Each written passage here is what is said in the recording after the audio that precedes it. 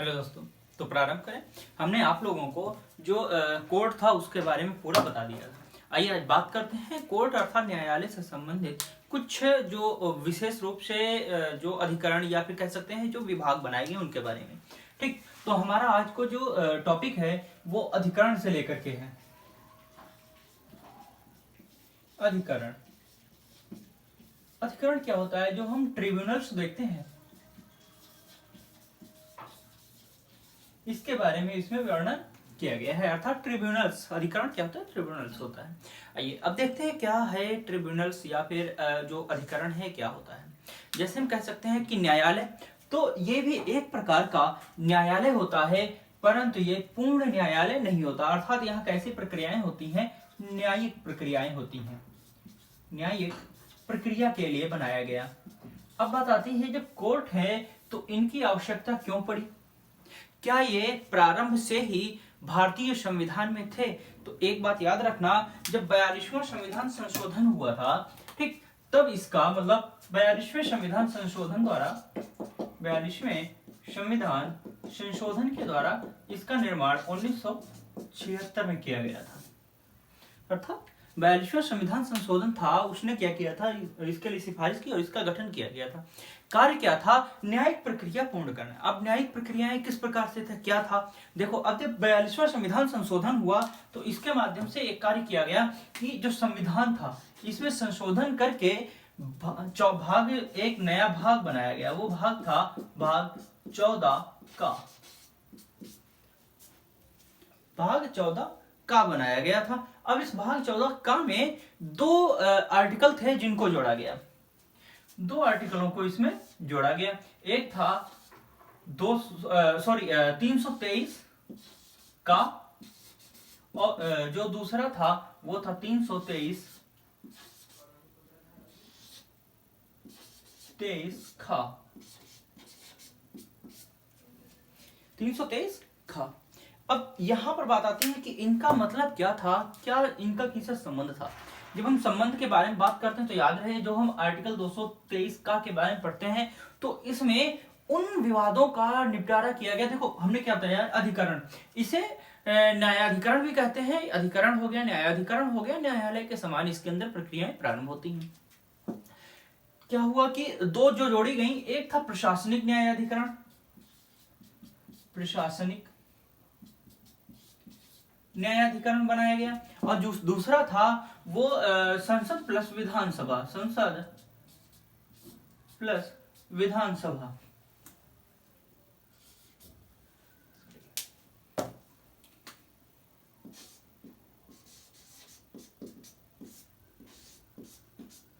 विधानसभा, इससे मिलाकर के बनाया गया।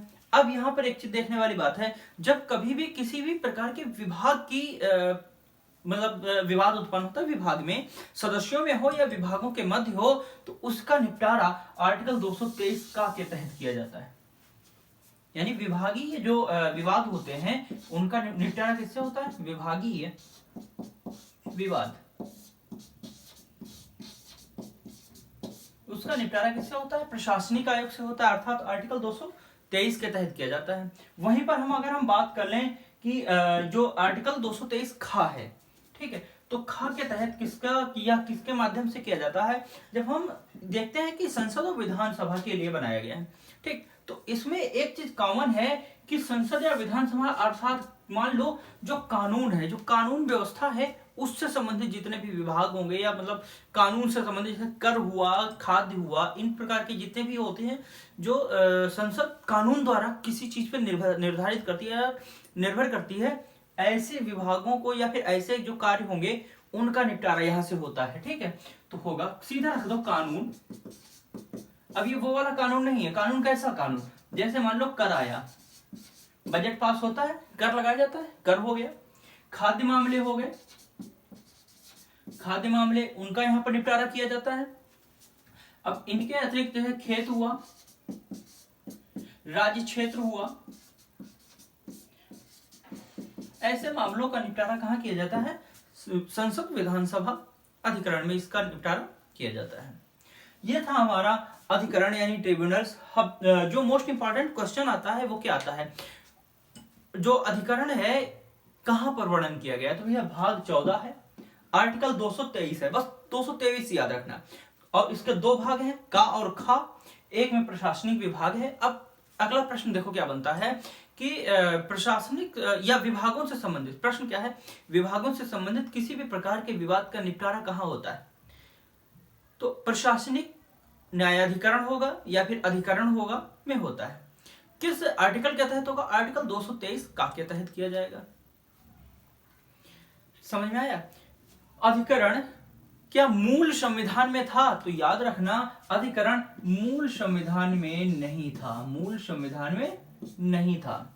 तो फिर कब हुआ, प्रश्न कई बार पूछा है, देखो इसका कई बार प्रश्न आया है कि न्यायाधिकरण संविधान में कब शामिल किया गया। 2 बार आया है तो केवल सन दे दिया गया है 1976 है, ठीक है। और 3 या 4 बार आया है तो शायद ये पूरा दिया गया है 42वां संविधान संशोधन अधिनियम 1976।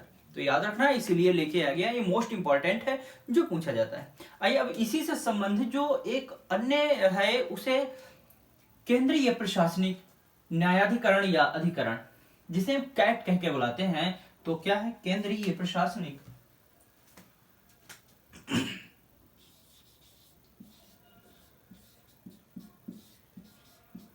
केंद्रीय प्रशासनिक न्यायाधिकरण या अधिकरण।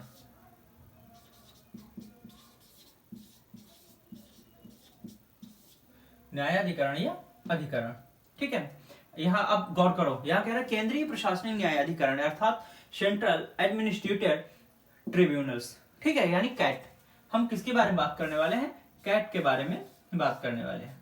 अब यहां पर एक बात गौर करो, क्या कैट की व्यवस्था भारतीय संविधान के या मूल संविधान में थी, तो इसकी भी व्यवस्था मूल संविधान में नहीं थी। क्या होगा, मूल संविधान में नहीं थी। फिर कब आया ये, तो 1 नवंबर 1985 में इसका गठन किया गया। अब आते हैं कि क्या कार्य है इसका, कहां कहां पर इसका वर्णन किया गया हुआ, ठीक। तो ये जाहिर सी बात है, कह रहा है केंद्रीय प्रशासनिक न्यायाधिकरण अर्थात जो सेंट्रल लेवल पे जो प्रशासनिक होते हैं उनसे संबंधित जो ट्रिब्यूनल्स बनाए जाते हैं उनके बारे में इसका वर्णन किया गया है। यहाँ क्या कहता है कि 1 नवंबर 1985 में इसका गठन किया गया। सबसे पहले देख लेते हैं जो गठन है वो किससे संबंधित है, मतलब कैसे करते हैं इसके गठन के बारे में बातचीत, ठीक। गठन क्या कहता है कि कैट में एक अध्यक्ष होगा प्लस एक उपाध्यक्ष होगा। दूसरा टॉपिक, अन्य सदस्य होंगे,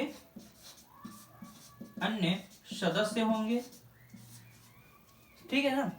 अब यहीं पर कहता है कि जो अध्यक्ष उपाध्यक्ष हैं इनकी नियुक्ति क्या, इन सभी की नियुक्ति की अगर हम बात कर लें तो इन सभी की नियुक्ति राष्ट्रपति महोदय करते हैं, राष्ट्रपति महोदय जी करते हैं। अब एक चीज क्यों करते हैं, क्या कारण है कि राष्ट्रपति महोदय इनकी नियुक्ति करते हैं। सबसे पहले एक चीज देख लेते हैं, इनके लिए क्या कोई एज या आयु का भी निर्धारण किया गया है, जी हाँ। जब हम देखते हैं कि जब अध्यक्ष या उपाध्यक्ष के बारे में बात करते हैं, ठीक है, तो इनकी आयु 65 वर्ष बताता है कि 65 वर्ष होना चाहिए। अध्यक्ष या उपाध्यक्ष की आयु कितनी, 65 वर्ष होनी चाहिए। अन्य सदस्यों के बारे में कहता है 62 वर्ष चाहिए, मतलब ये सेवानिवृत्ति की आयु बताई गई है, ठीक है। अब यहीं पर एक चीज जो गौर करना है कि क्या कॉमन भी एज कोई है, कॉमन एज है 5 वर्ष, ये दोनों के लिए है। अब कहता है कि इनमें से जो पहले हो, मतलब इन दोनों में जो पहले हो,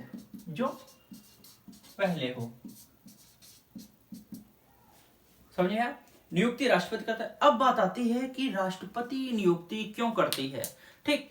अब यहां पर देखो समझने वाली बात है, हमने बताया केंद्रीय प्रशासनिक न्यायाधिकरण वर्तमान में कितने हैं, तो पहले एक चीज देखते हैं कि जो केंद्रीय प्रशासनिक न्यायाधिकरण है इनका जो मुख्य क्वार्टर है या हेड क्वार्टर है वो दिल्ली में है, हेड क्वार्टर दिल्ली में। इसके अतिरिक्त 17 अन्य भी अधिकरण बनाए गए हैं। अब इन 17 अन्य अधिकरणों को 2 भागों में बांट दिया गया, 2 भागों में बांटा गया। कौन कौन से भाग बांटे गए, पहला हो गया जो हाई कोर्ट से की खंडपीठ है, ठीक, हाई कोर्ट की खंडपीठ, पहला हो गया हाई कोर्ट की खंडपीठ। दूसरा हो गया लखनऊ और जयपुर। समझ में आया? अब यहां पर आता है, देखो हमने यहां पर स्पेसिफिक लिख दिया लखनऊ और जयपुर, ये अतिरिक्त न्यायाधिकरण है। समझ में आया? अब जब 2 इधर निकल गए तो यहां कितने बचे? 15। अर्थात हम कह सकते हैं कि जो केंद्रीय प्रशासन न्यायाधिकरण या जो कैट है, ये जो हाई कोर्ट की पीठ से संबंधित है मात्र 15 है। इसके अतिरिक्त 3 है जो मुख्य न्यायालय मतलब मुख्य हेडक्वार्टर जो है इसका मुख्यालय दिल्ली में है। अन्य क्वार्टर जो हैं जो सब डिवीजन के रूप में आते हैं, सब मतलब हेडक्वार्टर आते हैं, वो लखनऊ और जयपुर में है। सब हेडक्वार्टर यानी उप मुख्य न्याय मतलब मुख्यालय, ठीक है। तो यहां पर यह हो गया। इसके अतिरिक्त इन 18 के अतिरिक्त दिल्ली प्लस 17 के अतिरिक्त 33 अन्य न्यायाधिकरण है जिन्हें हम कह सकते हैं डिविजनल न्यायाधिकरण। डिविजनल 33 अन्य है जो डिविजनल न्यायाधिकरण है। अब यहां पर देखो क्यों यहां पर राष्ट्रपति इनकी नियुक्ति करता है, इसका कारण यहां समझ में आ रहा होगा। हमने आपको बताया था जब सुप्रीम कोर्ट और आपको वो पढ़ाया था हाई कोर्ट, हमने कहा था सुप्रीम कोर्ट और हाई कोर्ट, ठीक, इनमें जो जजेस होते हैं इनकी नियुक्ति कौन करता है?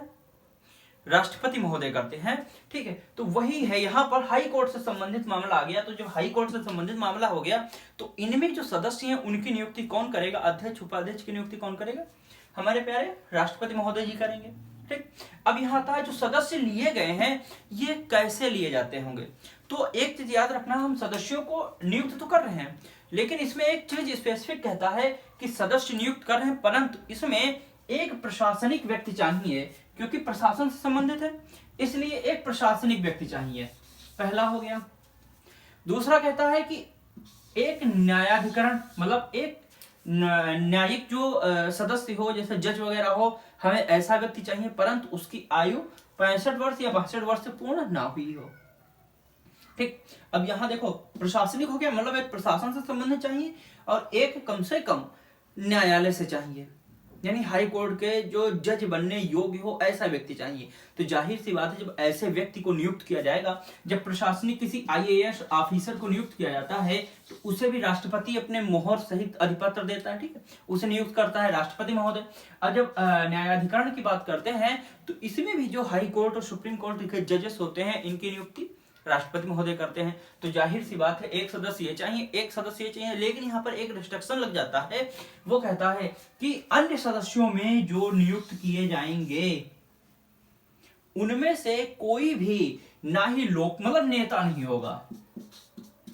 ऐसे याद रखो, नेता नहीं होगा। कैसे?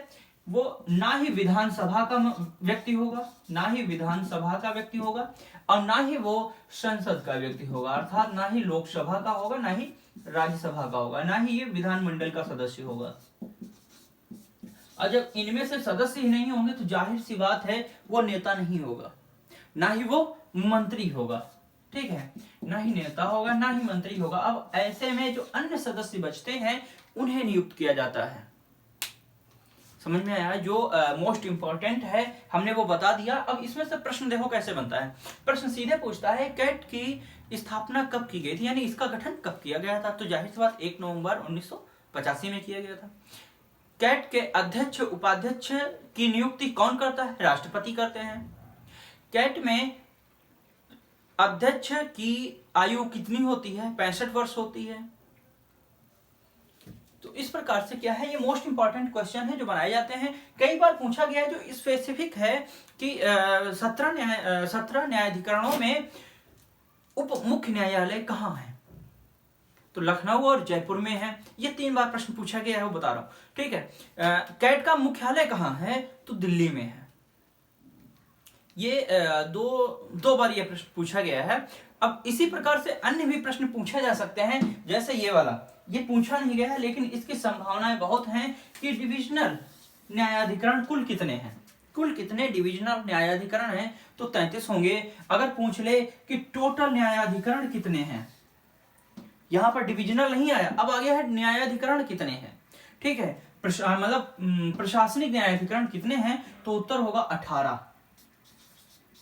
कितने होगा? 18। क्यों भाई? दिल्ली भी तो है, हेडक्वार्टर है तो न्यायाधिकरण ही। ठीक है, ये याद रखना।